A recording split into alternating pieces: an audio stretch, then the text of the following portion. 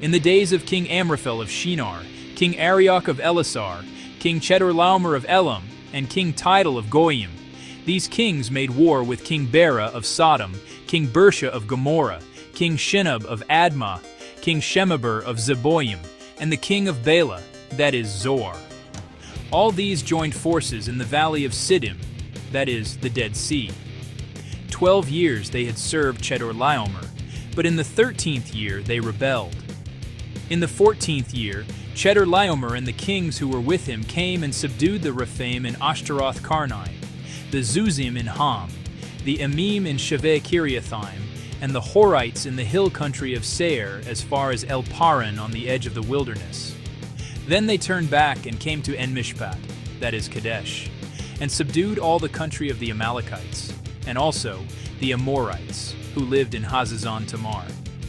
Then the king of Sodom, the king of Gomorrah, the king of Admah, the king of Zeboim, and the king of Bela, that is Zoar, went out, and they joined battle in the valley of Siddim with King Chedorlaomer of Elam, King Tidal of Goyim, King Amraphel of Shinar, and King Arioch of Elasar, 4 kings against 5.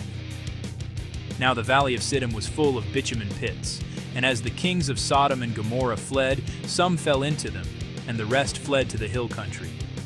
So the enemy took all the goods of Sodom and Gomorrah and all their provisions and went their way.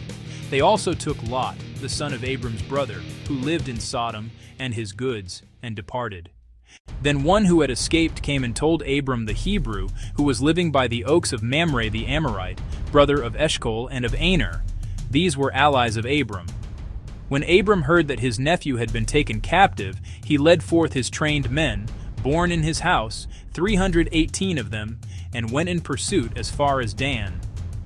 He divided his forces against them by night, he and his servants, and routed them and pursued them to Hobah, north of Damascus. Then he brought back all the goods, and also brought back his nephew Lot, with his goods, and the women and the people.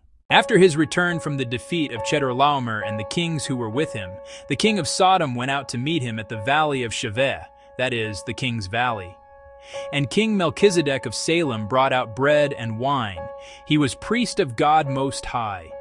He blessed him and said, "Blessed be Abram by God Most High, maker of heaven and earth, and blessed be God Most High, who has delivered your enemies into your hand." And Abram gave him 1/10 of everything.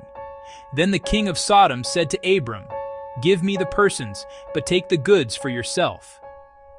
But Abram said to the king of Sodom, "I have sworn to the Lord, God Most High, maker of heaven and earth, that I would not take a thread or a sandal thong or anything that is yours, so that you might not say, 'I have made Abram rich.' I will take nothing but what the young men have eaten, and the share of the men who went with me, Aner, Eshcol, and Mamre. Let them take their share,